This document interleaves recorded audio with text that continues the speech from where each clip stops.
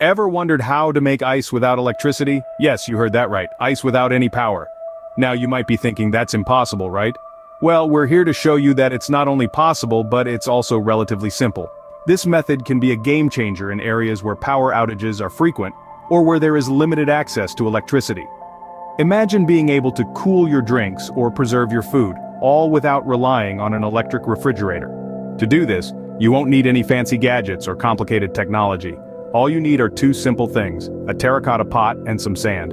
Yes, it sounds too good to be true, but trust us, it works.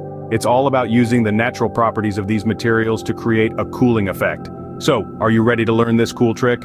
Stay tuned as we're about to reveal the secret to making ice without electricity. First things first, gather your materials. You'll need a large terracotta pot, a smaller terracotta pot, some sand and water.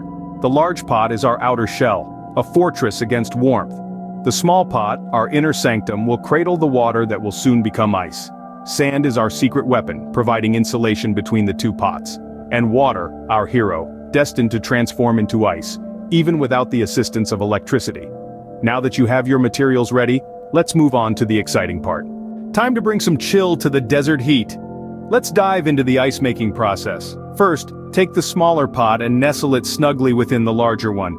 Next, fill the space between these two pots with sand. Think of this sand as the insulating agent, creating a barrier between the heat and our precious water. Now it's time to add a splash of water. Soak the sand thoroughly until it's saturated. This water is going to help us create that cold environment we need for making ice. Once you've done that, cover the top with a wet cloth. This cloth acts as a lid, trapping the cold air inside. Finally, find a dry, breezy spot to leave our setup. As the water in the sand begins to evaporate, it takes the heat with it, cooling down the inside of the smaller pot. This drop in temperature freezes the water, transforming it into ice. And voila, you have your ice. Enjoy the coolness, even in the absence of electricity.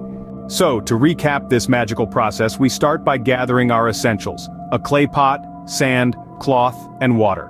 We then initiate the ice-making process by soaking the sand, placing the water-filled smaller clay pot inside the larger one, and covering it with a wet cloth.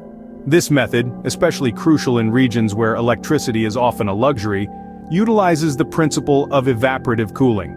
Remember, sometimes all it takes is a bit of ingenuity to stay cool, even when the power goes out.